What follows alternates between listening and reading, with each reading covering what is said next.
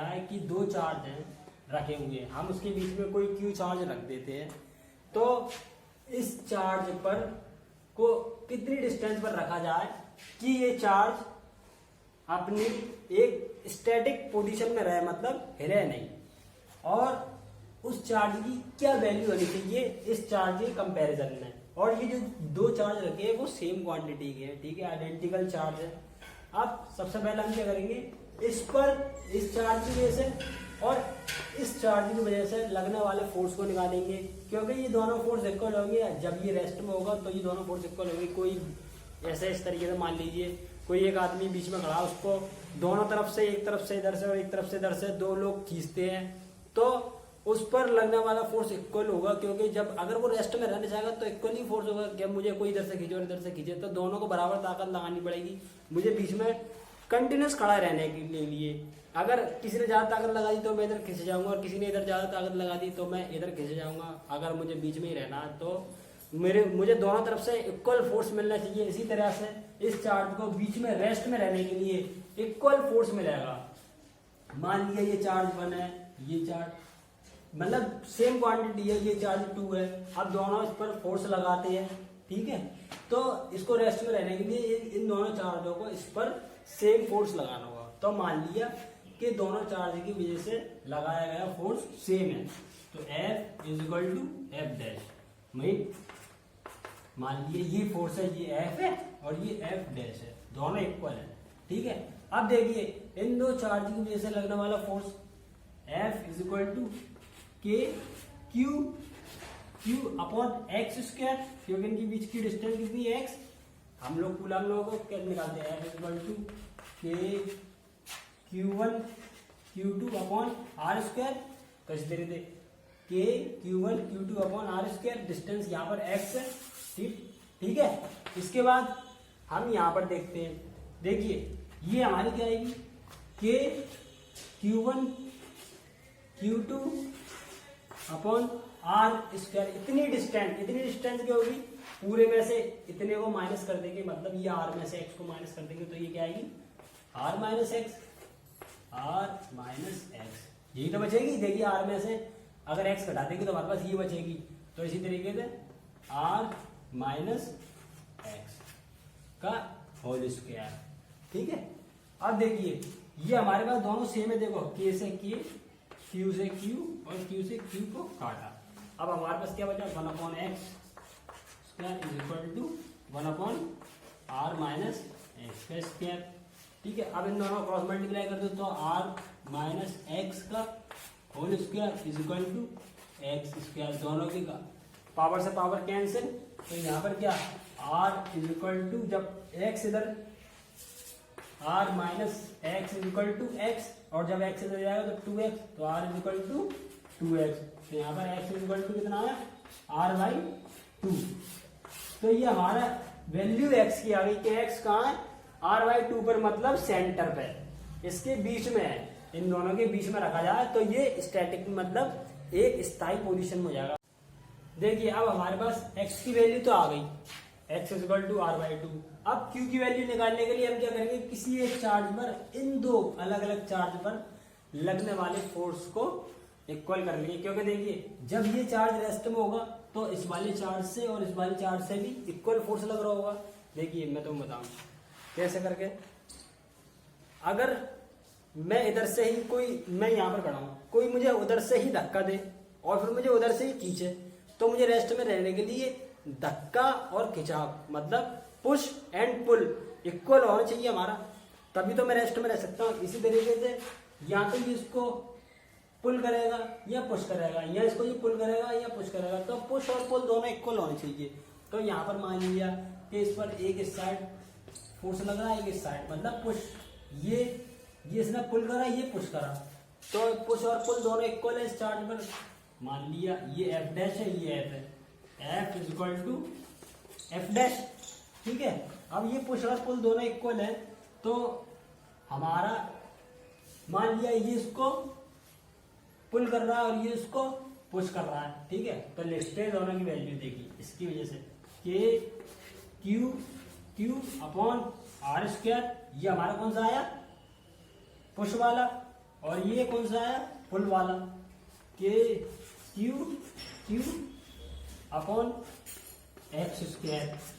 ठीक है, अब क्या करेंगे हम, कुछ नहीं, सिंपल करना है बस, हमें एक्स की जगह r/2 पुट करना है और हमारे यहाँ से क्वेश्चन सॉल्व हो जाएगा। देखिए ये कटा, एक्स की जगह r/2 पुट करिए, Q upon R square is equal to Q upon R square upon 4।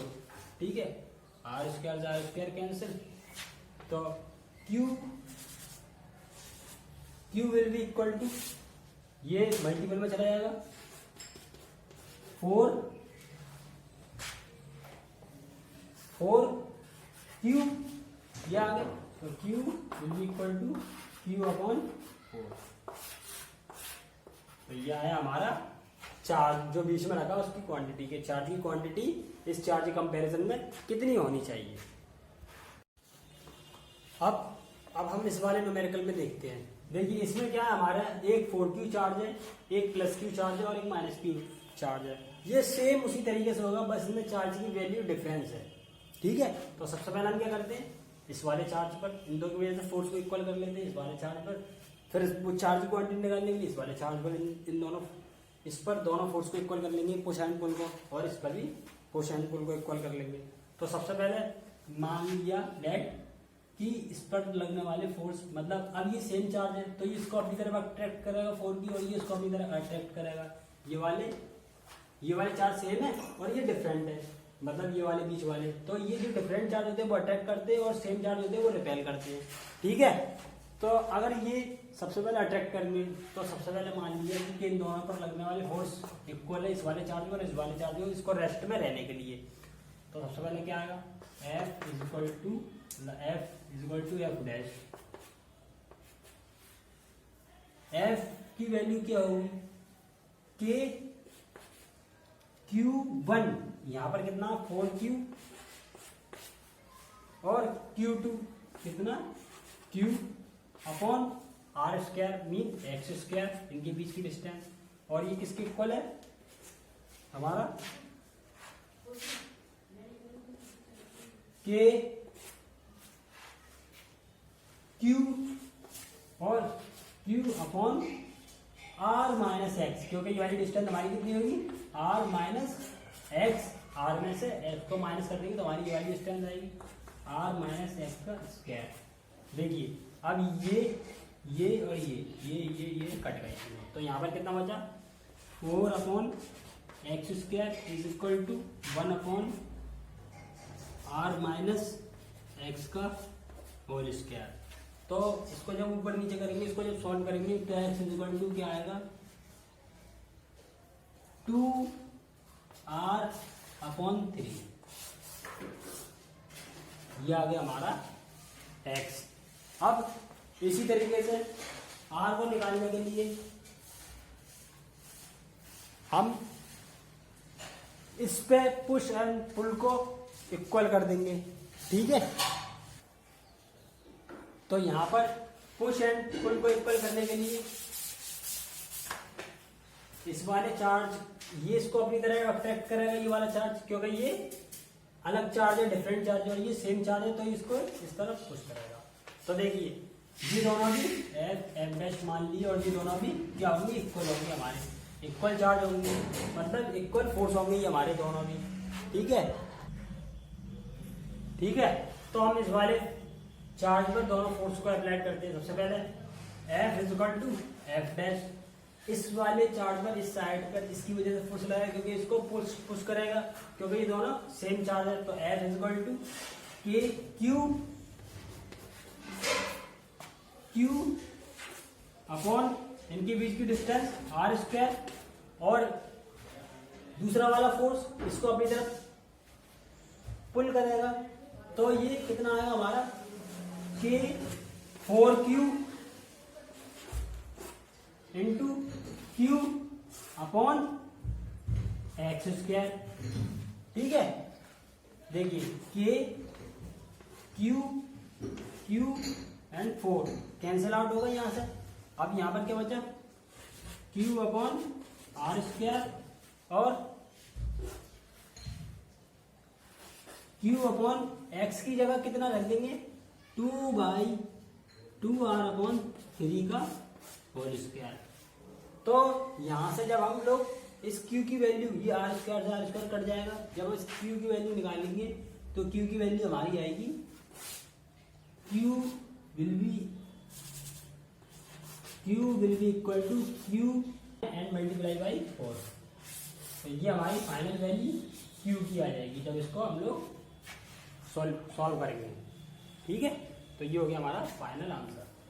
तो इसी तरीके से बहुत सारे न्यूमेरिकल आपकी एक्सरसाइज में सब सॉल्व कर करके देखिएगा। ठीक है।